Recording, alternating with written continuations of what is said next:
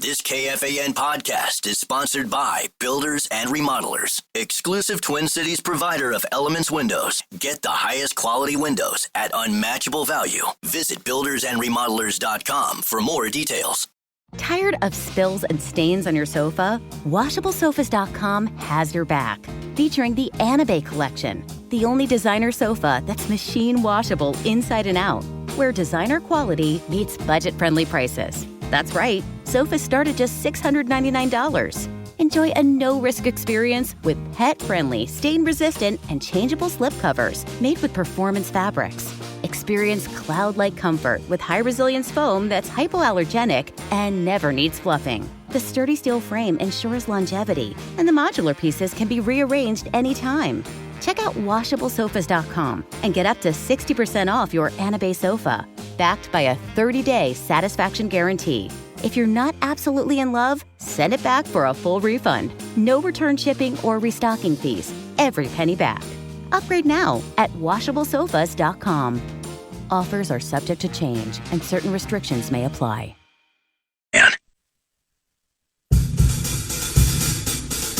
Oh, good. Come on! Ooh! Yeah! Double doink. I mean, pick your poison with that defense. Time for two more. 9 to noon. There are many, many positives I can get out of this game. The game is over. This is an old-fashioned ass kicking right here. And that's a fact. What in the ham fat is going on with you guys? You want to change the conversation? Win some games. You think it's funny?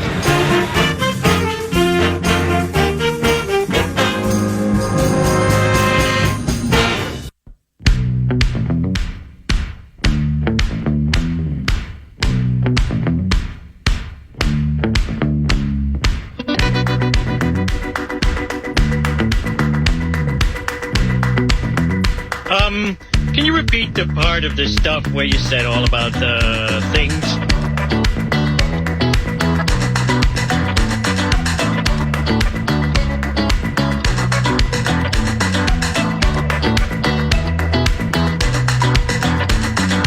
As a matter of fact, we can. Yes, we can repeat the part of the stuff where we said all about the thing. Hey there, happy Monday. Hoping you popped out of bed, said, "Come, Holy Spirit," and off you went into work and this work week with a glorious stride. 9 to noon is quite pumped right now. A couple of shows later this week from the facility known as Twin Cities Orthopedics Performance Center.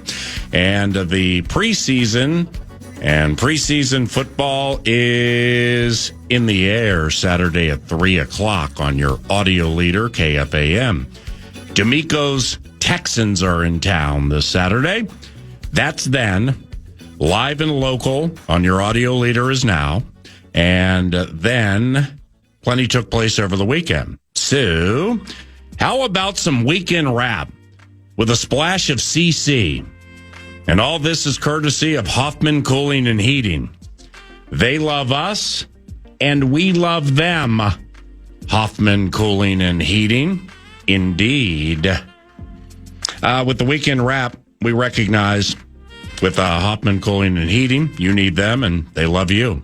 The heating outside for all of us has gone to some preferred cooling of late, but that doesn't mean an AC performance check for less than $60 shouldn't be in the works. Might need to be in the works. That's what they do. HoffmanHeating.net is a standalone local HVAC business predicated on pleasing. Scott Hendricks owns and operates. His staff makes plays every single day of the week, and their emergency service is quite reliable. HoffmanHeating.net, HoffmanHeating.net, and let's start with a wrap on the show. Your Twins fended a challenge yesterday. Now the infield is in.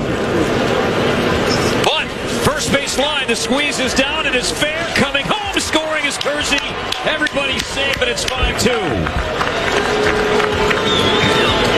The Twins squeeze their way to their 5th run, and the lead is 3 here in the 8th inning. Held off the Guardians in dramatic fashion to avoid getting swept out of Cleveland after management swept all of the players out of town. Turns out pitcher Jose Urena is in the Covenant chat. You know, Jose Urena, been around a decade, played, and is with his 4th team just this year. What's everybody have against Jose? Well, in his Twins debut, he gave us 4 and allowed just a couple of runs. Then came the arsenal of fresh meat and lively arms.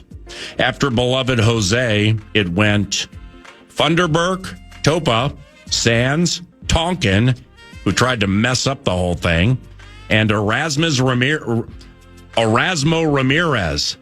My man got the save in his first appearance this year. Duran, we no longer are hungry like the wolf for saves. Here's the ESPN spin on Erasmo Ramirez, who saved the Sunday for us. Cole Sands was thought to be Minnesota's new closer after the top 5 options in the bullpen were traded Thursday. But it was Tonkin who was given the first opportunity. Despite the save, Ramirez isn't likely to be used to close games. What? However, Sunday's game may be a sign that manager Rocco Baldelli will use a committee approach at the end of games with no set closer. Speaking of Rocco, here's what he thought of the dub. We were in every game. We were in virtually every inning of every game this series. Our guys battled real good today. Came out swinging it. Great to start a game like that. It's just a really good way to kind of set the tempo in some way of what's going to go on. This suddenly surging band of 9 heads to Detroit to start a series this evening against the Tigers.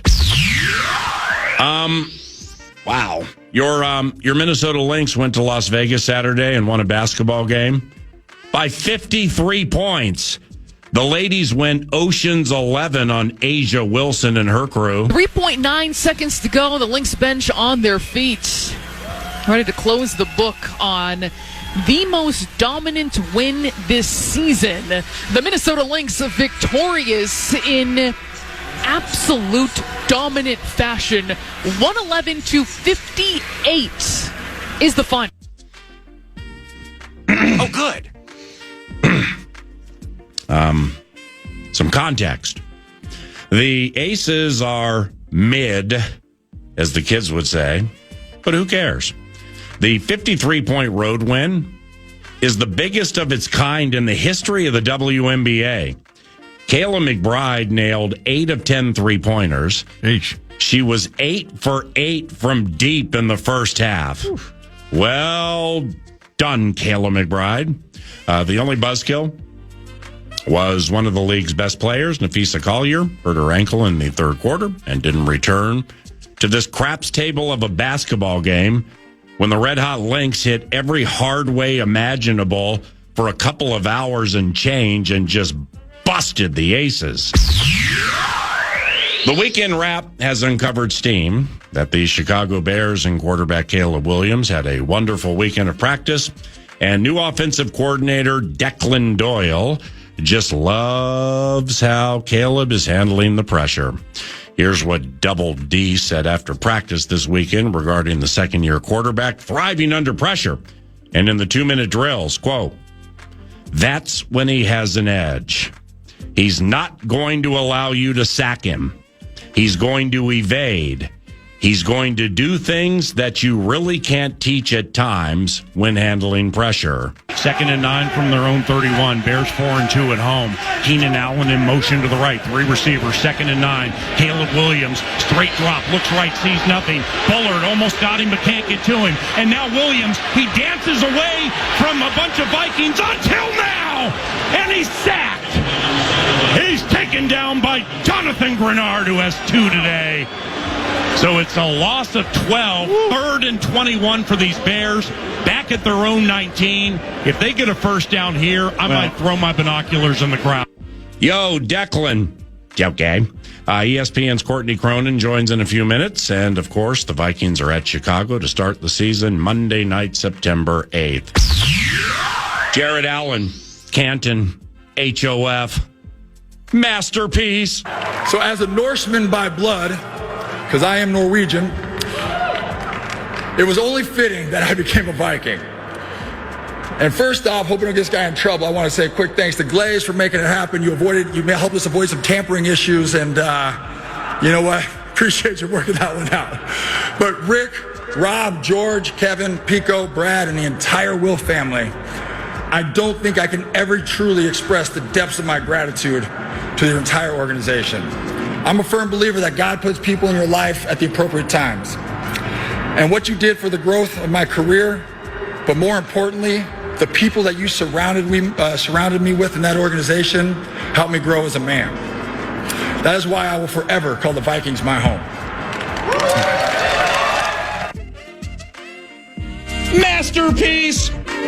If you missed the induction speech, stand by. We got you. Next segment, 9 to noon. And finally, Hoffman Cooling and Heating and 9 to noon. Happen to be quite excited for Saturday. It's Texans week, and it starts right now. Speaking of Ohio State, the former Buckeye, C.J. Stroud, is intercepted on the second play of the game. And the ball was tipped at the line of scrimmage, and the Minnesota Vikings have turned over the Houston Texans. Welcome to the lineup, Camus, Brugier, Hill. 9th year from Eastern Illinois, replacing Ivan Pace, and he came up big.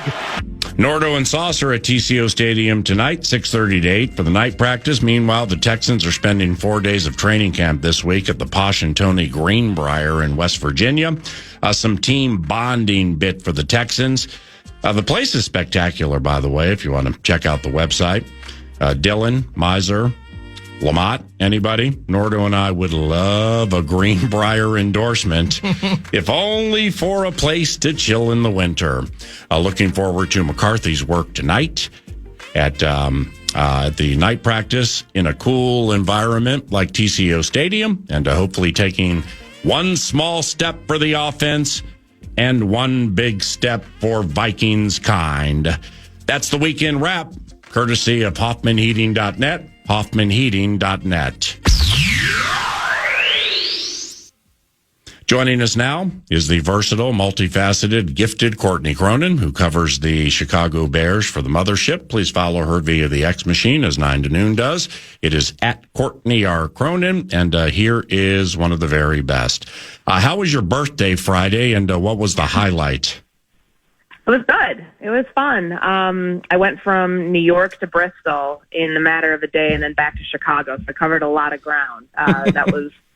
It was fun. It was fun to host Get Up. It was fun to do NFL Live and then go right back into training camp on Saturday, as we do every year at this time. Yeah, I mean, this is beloved CC. CC. So why on a birthday would we be at a beach, or would we be in a skyscraper, or would we be in Turks and Caicos? No, we're doing something on TV for the mothership, and then we're coming back to training camp to write a second to none story, and that's just how you are wired, right?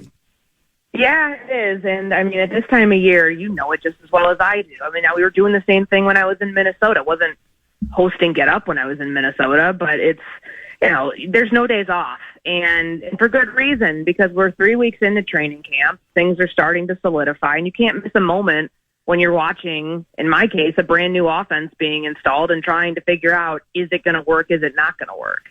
And to that point, Courtney, the offensive coordinator, Declan Doyle, went to praising Caleb Williams for his 2-minute work over the weekend and the handling of the pressure. Are you seeing progress with Caleb Williams? Yes and no. So there's like the stuff that Doyle, who I think honestly, like I was not skeptical at first, but you hear a 28-year-old offensive coordinator comes into a staff where Ben Johnson is calling the shots and it's his offense, and you think, okay, this guy's just doing all of the day-to-day stuff, isn't going to have much of a say in anything. He's there to do all the stuff that Ben doesn't have time to do. This dude is sharp.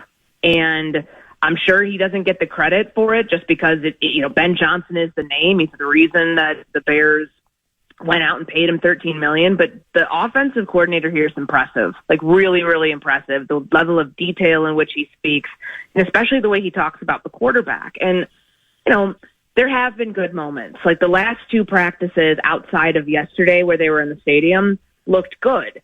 And it looked like things were clicking. But then yesterday, it's pre-snap penalties. It's a safety taken at the 1 yard line, or a drive that started at the 1 yard line that resulted in a safety. It's running backs going the wrong way. Like that's not all on the quarterback, but it looks sloppy. And I think what's different for those of us covering the Bears this year, PA, is you're getting a level of brutal honesty that you didn't have with the previous coaching staff or previous coaching staffs. So I think there's been some good. I think that since they're almost through their install, there's 12 different installs. Like you're going to learn a little bit more about where they're struggling by the end of the week when Miami comes to town for a joint practice. But I think this is where I expected them to be with a brand new offense that we know from hearing from players in Detroit. It took them a long time to get. It wasn't in year one. They started out 0-10-1 before they started winning games. And that was with Ben Johnson as their offensive coordinator. Now that they are further along, and he says they are more detailed than they were back in his first year installing the offense. But, it's all the attention's on Caleb. All the attention's on whether he's going to be able to operate this and, whether last year was more of a fluke, whether it was on the coaching staff or whether it was on the quarterback. You're going to find that out, I think, pretty early on, and he's being asked to do a lot. It is he's in a complex offense last year. It's not like this one's any easier, and you're seeing the result of that through some ups and downs in camp. I'm really happy you went down that road, and here's why. Because my next question, or somewhere during the fray, was how are Ben Johnson's pressers? Because like I listened to one presser in training camp, and it's that one where you asked him about where are you in the install, like 3, 4, 7 or whatever. He's like, it was really, really cool, his answer that he gave you. And so I'm watching the whole press conference, and he's talking about the totality of the team. Ben Johnson, is he forthright with the good and bad with the Bears as frequently as what I saw? Yes, that's been a consistent thing throughout, his messaging from the spring to now. Obviously, none of that matters if in the fall they start losing games or there's moments of adversity and you get somebody saying, I got to watch the tape, or like shutting down and not really giving you much honesty. But right now, that's been his MO, where he's going to chew players out, not in a bad way or like a way that's like throwing guys under the bus, but no, the execution was inexcusable yesterday. That was one thing that he said when I asked him about the safety. You're supposed to get 2 first downs there. You're not supposed to be, on your back in the end zone. And then, I think the level, like he's speaking through the media to talk to his players for a lot of different reasons. There was a red zone period where Caleb really struggled. He was 0 for 9. This was 2 weeks ago. It's one of the, I think, third or fourth day of practice. And, I asked him about the 2 interceptions, and he gave really, really strong detail on exactly what happened. And on one of them, it was a bang-bang play where Caleb should have moved off that progression. Like, you can't throw into that tight of coverage and expect a different result oftentimes. But he also made a point to say, well, the receivers need to separate better. They need to run better routes. So I think to not single out one player and make it seem like it's all the quarterback's fault when things go wrong, he's doing a decent job of trying to hold everybody accountable, which I know sounds, it sounds cliche, but he really has been consistent with it, and his messaging is reflective of that in the way that he talks in these press conferences. It's night and day from the last guy that was here. Matt Eberflus would never have done that. And I know that some people aren't comfortable doing that, but that's what this team needed. What are you seeing with your trained eye with a second-year wide receiver, Rome Odunze? He's the number one in this offense. Oh. I am a firm believer in that. He's your prototypical X, big body receiver, contested catch guy over the middle. Like, he is exactly what they drafted him to be. Now, that's not a knock on DJ Moore at all. I think DJ's yards after the catch ability is so strong that they're trying to move him around and find different ways to get him the ball. I mean, they've been putting him in the backfield. I don't think you do it this many times in training camp if it's a complete gimmick, but you go back to times that they used receivers, Jamison Williams, for example, in the backfield in Detroit. And I think they're going to try to find a similar role for DJ in this offense. But Rome has been tremendous so far. He came back. He looks bigger in terms of like upper body, his strength, his play strength, and the way that he fights through contact. There's a reason when they drafted him 9th overall, we talked about all the 50-50 balls. If you throw it up to Rome, more chances than not, he's coming down with it. And he did that for a team that went to the national championship. And that's ultimately the goal and the role that they want to have him play here when he's going against, more times than not, the team's number one corner going forward. Courtney Cronin, ESPN, ESPN.com, some Bears intel. How, just in cursory fashion, Courtney, how close do you truly believe these Bears are to challenging for a division title? I think they've got a year or two, before you're actually considering them in that conversation. And in the NFC North, the hardest division in football. I don't want to hear it about the AFC North because Cleveland's in that division. It is going to be a bloodbath because they've got, you have a defending NFC North champion in Detroit. You've got Minnesota who, might have the best defense in the division on top of everything that we know about Kevin O'Connell and how he gets the most out of quarterbacks. Great skill position, the best offensive line next to Detroit. And maybe even better because Detroit, remember, lost 2 guys. Kevin Zeitler didn't come back at right guard and Frank Ragnow retired. That designation probably goes to Minnesota. And for good reason. But I would say, I think that their odds last I checked are plus 425 to win the North. So to say that they can go from worst to first this year, I think is unrealistic because nobody had that big of a drop off. Yes, there's always attrition on rosters in football and any sport, but I don't see a world in which, unless there's injury, unless there's just a complete cliff for a team in the NFC North where the Bears finish higher than third.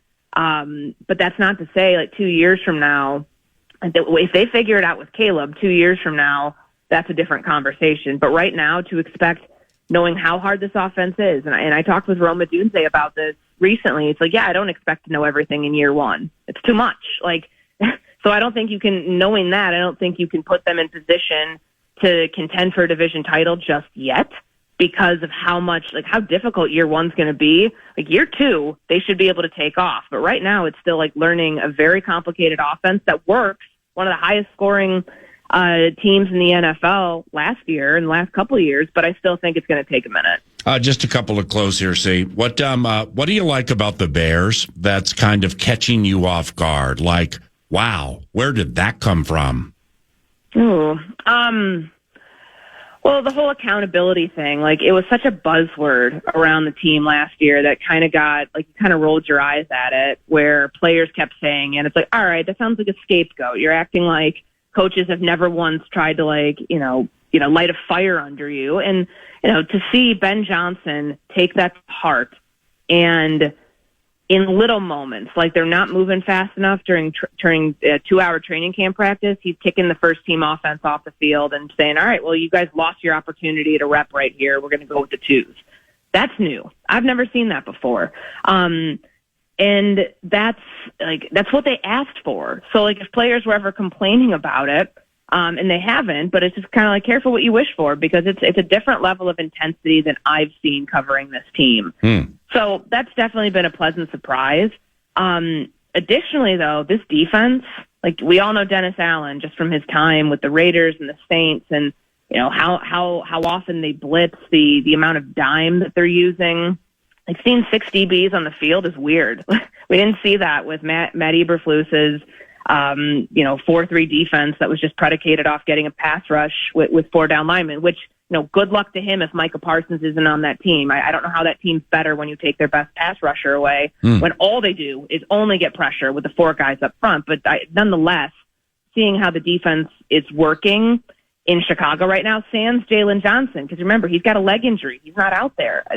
They've definitely impressed me with how aggressive that secondary can be to almost reminded me a little bit of those early years under Zim that I covered, of just seeing how good the defensive back play can be when those guys are actually put in position to shadow number 1 receivers, to be up playing up near the line of scrimmage too. That we didn't see that the last couple of years. Lastly, do you get a chance to see Kevin Warren much? And if so, how clomped is he with stadium negotiations? I mean, like how's that working out? Yeah, no, I mean, Kevin's always at practice. He's always he's always out there. Like, it's not a normal team president role. I think for most NFL franchises, he's very involved in everything from the business side to the football operations side. I mean, obviously it's Ryan Poles making roster decisions along with Ben Johnson. And I honestly think that shift has probably been more Ben Johnson lately. I mean, you don't pay a guy $13 million to not give him the final say on guys that he needs to work on his team. But for Kevin, I mean, this year has been an inflection point because they're now focused again back on Arlington Heights. I do not believe, and I have not believed for a very long time, that they're going to be able to get the city project done, just because there's just too much red tape with the bureaucracy stuff in the state of Illinois and the funding that the team was never going to be able to get from the state, that it makes more sense that you own a 325 acre property out in Arlington Heights. You paid for it. You own the land. The land is ready to be cultivated and go at it right now.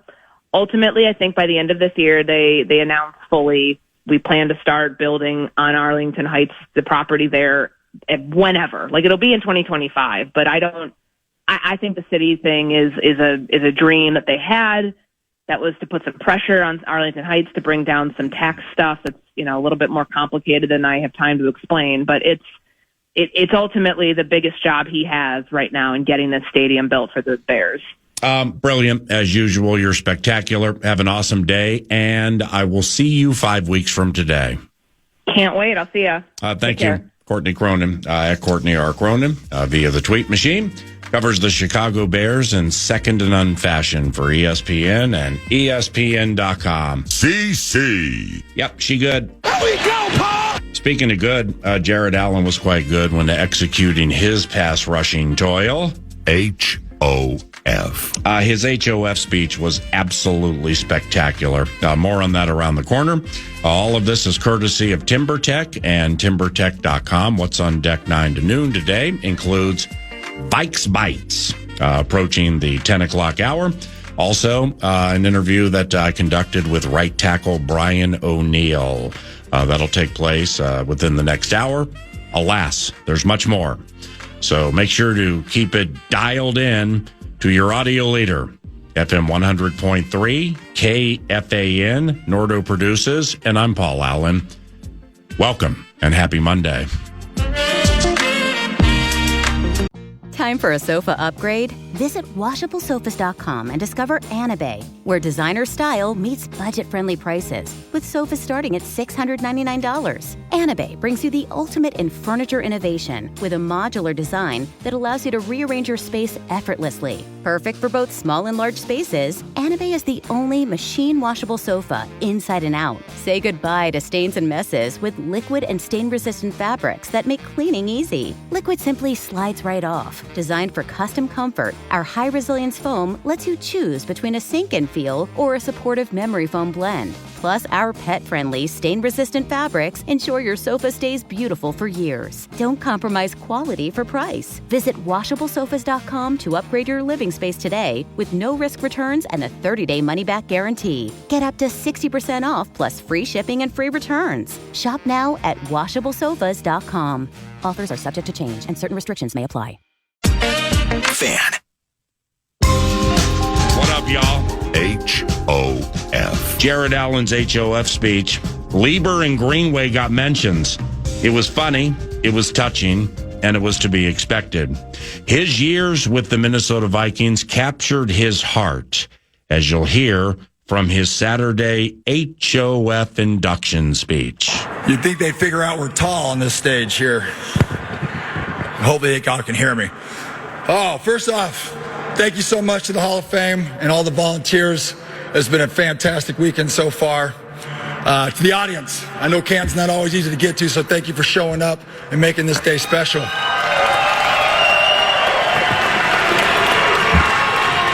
To every single one of these men on this stage wearing a gold jacket, it is an honor and it is a privilege to stand up here with you. I watched the majority of you guys growing up, so this is a real thrill. And then most importantly, thanks to all the men and women who serve this country bravely that make today like today possible.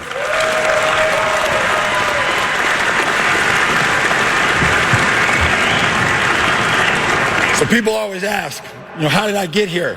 Why was I better than others? And usually, fans have really bad timing, and they ask these questions when you're at dinner or you're with your, watching your kids' sporting events. So I usually make some crap up. I make it up. I'm like, you know what? You got to eat 3 jalapeno peppers before every game because you got to have a burning in your gut. And I feel bad about that now because there's probably some kid out there with some serious gut issues because his dad was just jamming peppers in his mouth before every game. So my apologies for that. But seriously, so I was a PR and marketing major in college. And my family and friends right now are probably wondering why on earth is a guy who dropped out of college twice talking about his college major? It's because in marketing and branding, there's a concept that calls sell your why, right? The what is your product. There's a million whats in this world, but the why is what makes you different. The why is your long game. It's what drives you to get up and take whatever steps necessary to achieve your goal. So my why can be summed up with 3 things: fear, respect, and the pursuit of greatness. And when I talk about fear, I'm not talking about that type of fear that cripples you and makes you avoid something. I'm talking about that healthy fear of failure. That fear that motivates you to do whatever you can to succeed. That type of fear that lets you get knocked down and then realize you don't want to get knocked down again. So you pick yourself up, you learn, and you improve. And respect.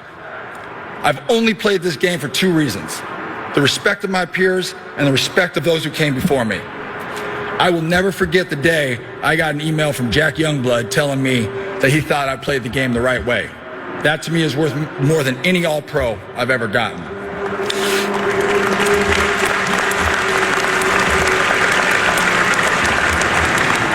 And the pursuit of greatness.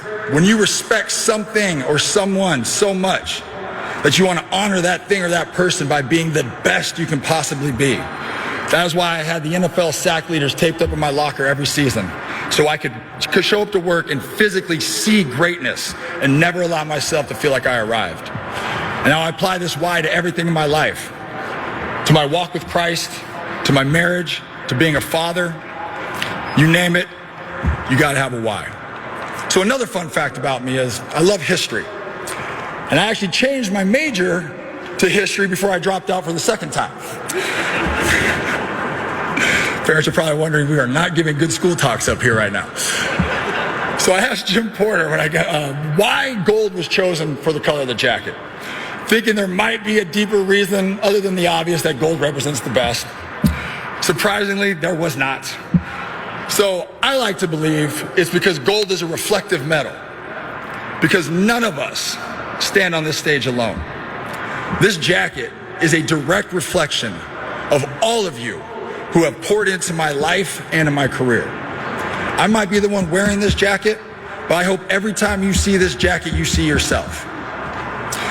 So to the fans, thank you for showing up, rain, shine, or snow, for spending your hard-earned money to come watch us play. It's because of you that we have jobs and that this is the greatest sport on earth. To the organizations, the Panthers, thank you for making the trade and allowing me to finish my career with my hand in the dirt and being able to play in Super Bowl 50 in my hometown. And even though we didn't win, it was a heck of a way to end my career. The Bears.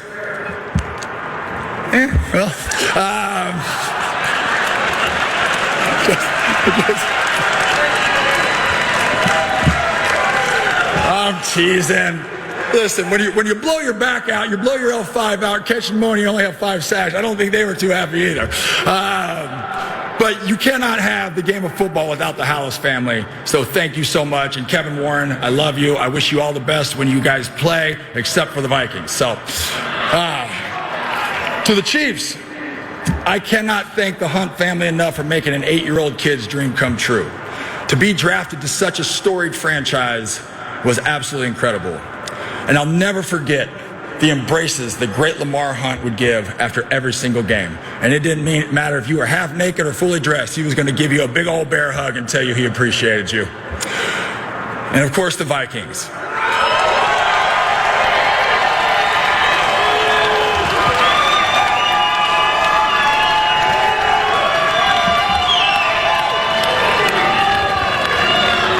So as a Norseman by blood, because I am Norwegian, it was only fitting that I became a Viking.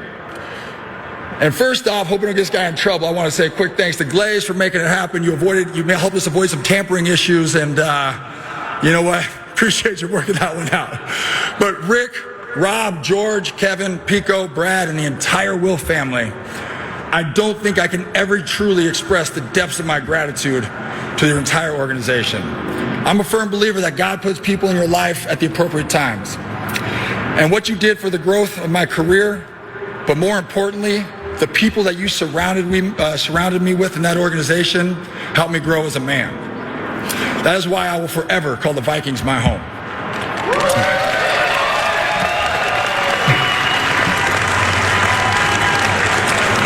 And to my coaches, and when you play for 4 teams, you got a lot of them.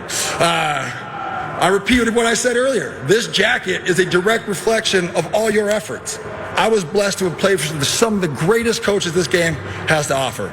From Pat McGrady, my Pop Warner coach, to Mark Ray and Larry Lewis, my Idaho State coaches, who took me from outside linebacker and said, hey, why don't we try putting your hand in the dirt for a week? And here we are, 25 later, standing in Canton, Ohio.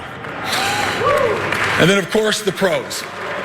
To be able to play for the likes of Coach Vermeil, Herm Edwards, Brad Childress, Leslie Frazier, John Fox, and Ron Rivera. My position coaches, like the late, great Bob Karmelowitz. Bob was a master of technique, sorry. We would spend countless hours talking about big bones on little bones and how to manipulate an offensive tackle to get where you want to get to gain fractions of a second in the rush. To Tim Crumry, who would, no joke, wrestle a toddler if you had to, just because that's what Timmy did. And of course, the Beastmaster himself, Carl Dunbar. You guys held me to a standard of greatness every single day, and I cannot say thank you enough because you got me to where I'm at. And of course, I can't leave out the greatest strength coach ever, the Colonel, Tom Canavy. If you don't know him, get to know him. It'll change your life. So my teammates, I literally could speak for hours. I won't. I learned from Brett. 7 of them are wearing gold jackets, right? When you have to battle guys like Willie Roaf, Will Shields, Steve Hutchinson on the daily, you either get better or you get fired. That's the only 2 options you got. And I took something from each and every one of you. I have a scar on my ribcage from Will Shields. I took one, excuse me kids for this, but I took one of the best ass whoopings I've ever taken from Willie Roaf my rookie year. We were doing a half line drill back when you could still hit people in training camp. And I locked Willie out. Greg Wesley came down from the safety position, smacked Priest Holmes right in the mouth. Victory defense. Coach Vermeil was not having it. We had to do it again. So I hit Willie again. I went to lock him out. This time, for some reason, my feet were in the air. And he was driving me about 7 yards down the other way. He dumped me on my head. And when I tried to get up, he speared me in my back. And I knew right then and there was levels to this game. And if I could make Willie Roaf my friend and learn how to beat him, I would be all right in the NFL. So Willie, wherever Willie's at, appreciate you, Willie. I learned how to be a pro from guys like E. Hicks and Bonnie Holiday. Ty Law taught me the importance of rush and coverage working together. This jacket is a byproduct of not trying to be one of the best DNs in the league. I was just trying to be one of the best D linemen in our room. And of course, I had guys like John Browning and the Williams Wall. Pat and Kevin, man, you guys pushed me to new levels. And Kevin, I cannot wait to be sitting in these stands or on this stage when we celebrate you one day. You are a true, amazing player, my friend. And if it weren't for the guys like Ben Lieber, Chad Greenway, E.J. Henderson, Antoine Winfield, Peanut Tillman, Roman Harper, I mean, the list goes on and on and on, that always had my back, allowed me to play free up front, I would not be standing here today. I have no doubt that everybody on this stage would say the exact same thing. We did not get here without great teammates. So to my agent, Ken, my financial guy, Jeff, you guys are 2 of my greatest teammates I've ever had. Thank you for your loyalty, your honesty over the years, and you are truly family. I can't thank you guys enough for the role you played in my life. And then my family, my dad. I'm reminded of Philippians 4, 11 to 12. Philippians 4, verse 11 and 12. The verse reads, I'm not saying this because I'm in need, for I have learned to be content in whatever the circumstances. I know what it is to be in need, and I know what it is to have plenty. You never let circumstances, you never let circumstances affect your joy. You are a constant example of hard work. You taught me work ethic. And most importantly, your consistent belief in me gave me the confidence to achieve greatness. And I love you for that.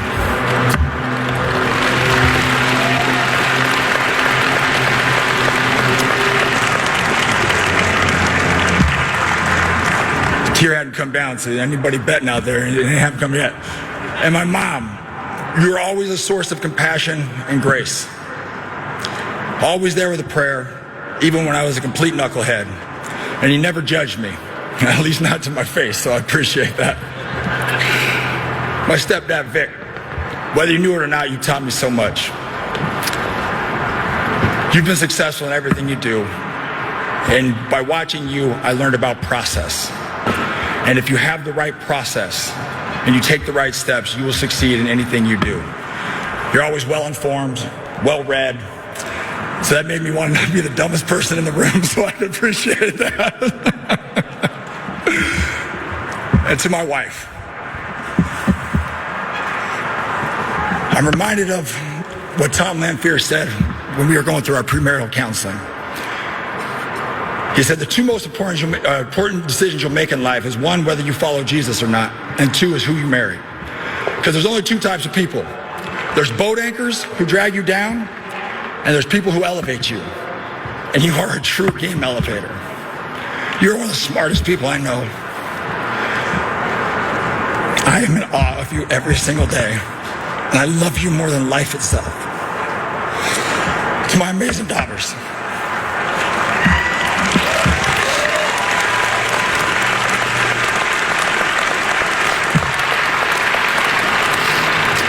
Brindley and Lakeland. Through this process, the word legacy has been talked about a lot. The hall often says they're here to tell my story. Well, I'm here to tell you two, you are my greatest accomplishments. When I get called home to heaven one day, if all they talk about is this gold jacket, my career, then I failed miserably as a father, a husband, and a friend. You two are my legacy. You are both so talented. And I cannot wait to see what you decide to do and to conquer this world. So always put Christ first. Find your why. Dream big dreams. And always pursue greatness in whatever you do. Thank you all, and may God bless you all. Jared Allen, HOF.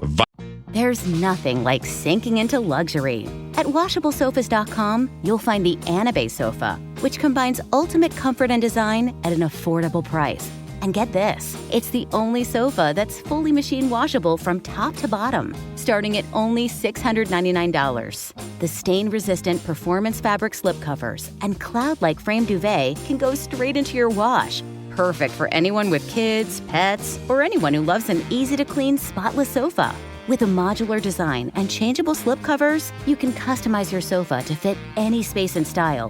Whether you need a single chair, love seat, or a luxuriously large sectional, Anabay has you covered. Visit WashableSofas.com to upgrade your home. Right now, you can shop up to 60% off store-wide with a 30-day money-back guarantee. Shop now at WashableSofas.com.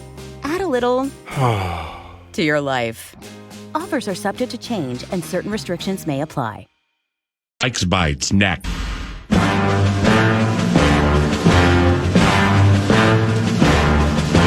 Vikes Bites! It's Vikes Bites.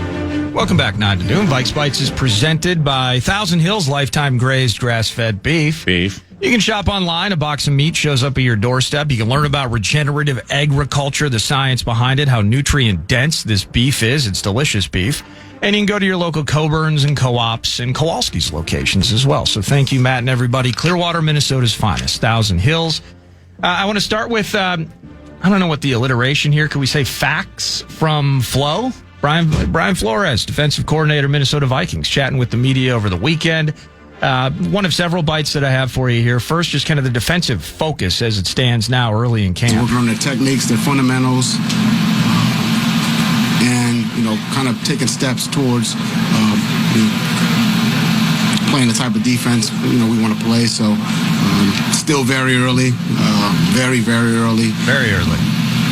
And a lot of competition out there, a lot of evaluations. I think some of our younger players are really coming along and, applying the techniques, the fundamentals, the teaching that we're giving them in meetings and walkthroughs. So that's been exciting to see. And, just looking forward to continually trying to improve. Well, I got to be honest, Flo, it'd be exciting if the offense could figure it out once in a while against this defense. If this is early in camp, I'm curious to know what the finished product looks like. So all things moving in a solid direction, including from a personnel standpoint. He mentions competition out there. Here he is talking about Mekhi Blackmon finding his way back onto the field, of course, after last year's ACL injury. He's healthy. It sounds like he's got his speed back. What do you think, Flo? Coming off the injury from last year, I think Mekhi's looked very good. His quickness is there. The speed is there. The football acumen is there. And I think he just continued reps and opportunities. I've been very pleased with him. Very pleased with Mr. Blackmon. Now I'm curious, and this will figure itself out once official depth charts are put together and all of that, but he also loves McGlothern and those ball skills. I think Dwight's playing well. He certainly has a knack for the football, which,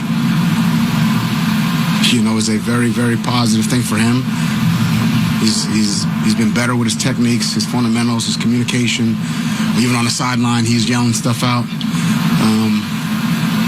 So he's been very good, and again, continuing to build. We talked a bit about that last week, PA, specifically about McGlothern, and you're trying to put, depth charts and things together and just who your preferred starting corners are. So Byron Murphy Jr., of course, would be slotted in that mix. And Isaiah Rodgers, they go out, identify him, and pick him up. And then there's kind of that third spot. And it sounds like Jeff Okudah is trying to solidify that and not give it back. But I don't want to say I was shocked by this or astonished, but you kind of framed it up last week, and I liked where you were going with it. The fact that McGlothern has kind of emerged from obscurity to kind of make himself an important piece of this. And last week I played some audio from McGlothern himself. Just, hey, I'm just trying to get on the field a little bit this year. So the growth process for the second-year kid, and it sounds like maybe, and I hate to say it this way, kind of taking advantage of the fact that Blackman's still trying to work his way back into full health. But it sounds like McGlothern has taken advantage of that opportunity, PA, and put himself in a really good spot in this cornerback room. Big time to make himself cornerback 4. Now, when I broached the conversation last week about McGlothern and or Okudah, yours truly was a little off base. And I think I had a couple of scribes on the radio tell me, it's Okudah's money. He's heavily favored. Then I went to tapping on some people over this weekend, and per usual, given the scribes with whom we deal, 9 to noon, they were right. But that doesn't mean McGlothern has not taken super positive strides. And, for people who have been or get injured, it's nice to know that in his second year, it seems he has improved immensely, specifically with the ball skills, as Brian Flores noted. But Okudah looks potentially as good as he's looked in a long time in this style of defense. Now, back to one of your earlier Vikes bites about the defense overall in totality. Around the corner, when we start chatting about the night practice tonight a little bit. Oh yeah, I'm going to make a proclamation because those who listen to me, follow me, or for Nordo, we've been together. He's been listening to me for a decade. I shy away from best or worst ever proclamations, but something's happening that may be the very best I have seen in my 24 calling games for this football team. And I'm going to share that next segment when we talk about green light, no red light, practice at night. It's proclamation time around the corner. Vikes! And it involves the defense. Oh, sweet. brought to you by Thousand Hills. Last thing from Flores, talking about just chemistry with his group. I think it's on them, for sure.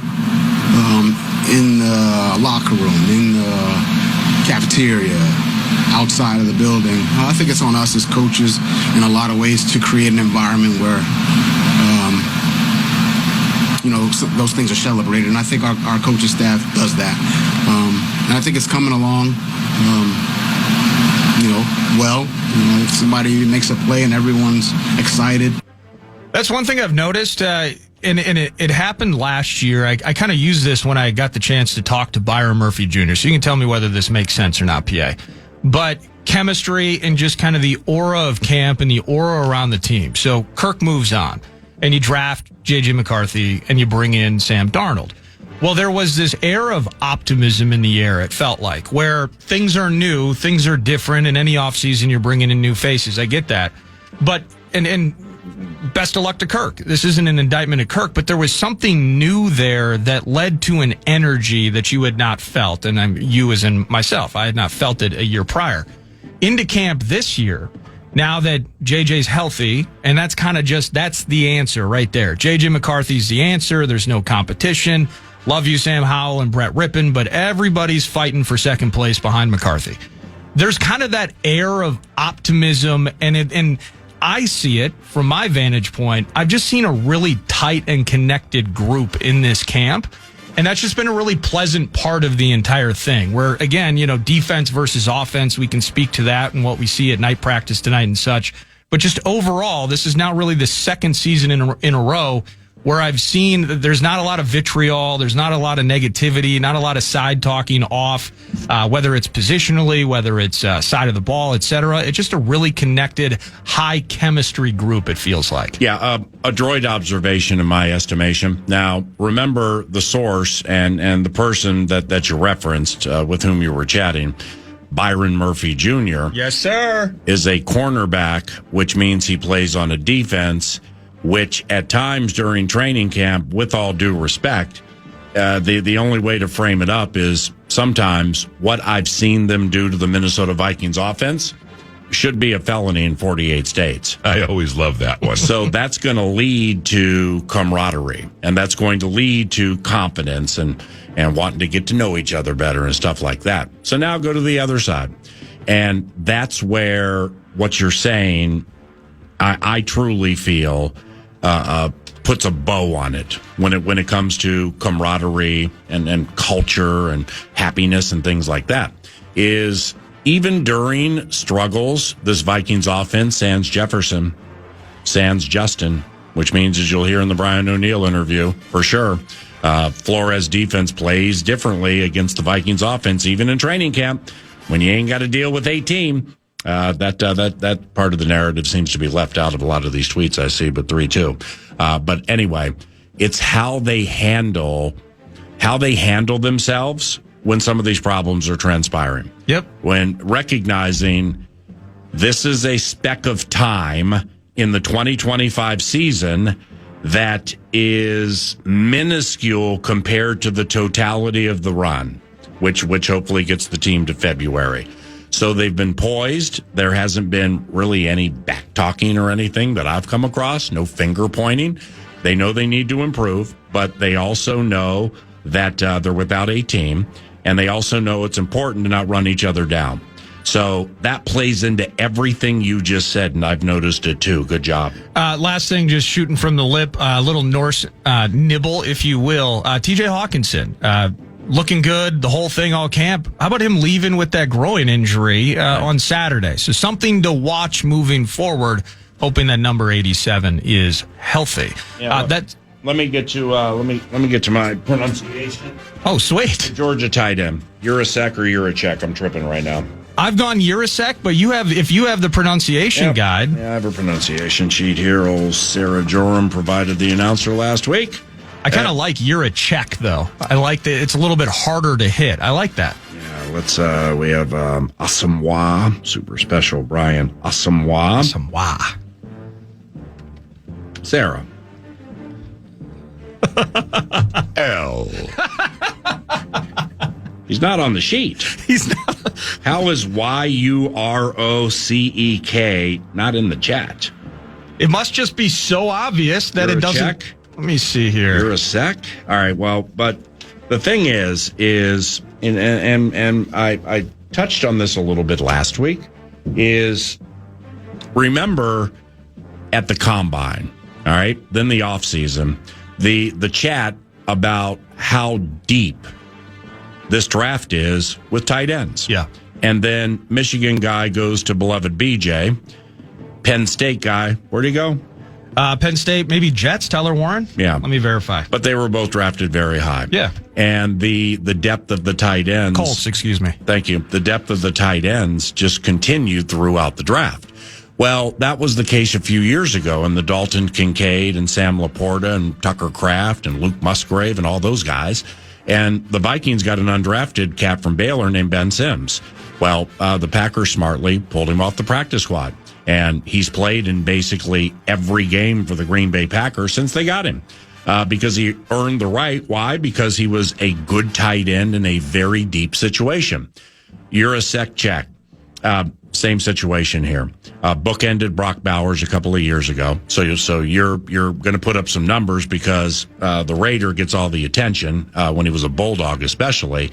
And I've just watched this guy closely every time I've been out at camp. He's fast, and I think he's going to take a little heat off T.J. Hawkinson, maybe not practicing or backing off some things for a little bit. I think people are going to be surprised when they see Ben Urasek check, and maybe even tonight at the night practice, that you can just tell that he comes from a very good program, was raised very well, and knows how to run routes and make plays. So just keep that in mind. I like that. That's Vikes Bites, brought to you by Thousand Hills Lifetime Grazed Grass-Fed Beef. Well, Beefy is going to be on display tonight at TCO Stadium, ladies and gentlemen. The Vikings have their annual night practice this evening. Those of you going to TCO Stadium, we think you'll enjoy the presentation. Nordo and Sauce are going to be on the radio from 6:30 until 8. Yours truly, Ben Lieber, Pete Bursich, and Tatum Everett. We will be on Fox 9 from 6:30 to 7:30. We have a Kevin O'Connell interview right at 7 o'clock on Fox 9. So everybody's treating this super seriously this evening, and why wouldn't they? Beefy is on display. And speaking of the beef, when it comes to football teams, yours truly is sitting on, it may be copyright Pete Bursich. I've seen enough. Put this part of the Minnesota Vikings football team in 2025 on ice. We don't need to see any more. There's part of this team that has the opportunity to be the best I've seen in a quarter century. And we'll share that and much more around the corner on your audio leader. The 9 to noon vast and ever-expanding audio network at KFAN. Time for a sofa upgrade? Visit WashableSofas.com and discover Anabay, where designer style meets budget-friendly prices, with sofas starting at $699. Anabay brings you the ultimate in furniture innovation with a modular design that allows you to rearrange your space effortlessly. Perfect for both small and large spaces, Anabay is the only machine-washable sofa inside and out. Say goodbye to stains and messes with liquid and stain-resistant fabrics that make cleaning easy. Liquid simply slides right off. Designed for custom comfort, our high-resilience foam lets you choose between a sink-in feel or a supportive memory foam blend. Plus, our pet-friendly, stain-resistant fabrics ensure your sofa stays beautiful for years. Don't compromise quality for price. Visit WashableSofas.com to upgrade your living space today with no-risk returns and a 30-day money-back guarantee. Get up to 60% off plus free shipping and free returns. Shop now at WashableSofas.com. Offers are subject to change and certain restrictions may apply.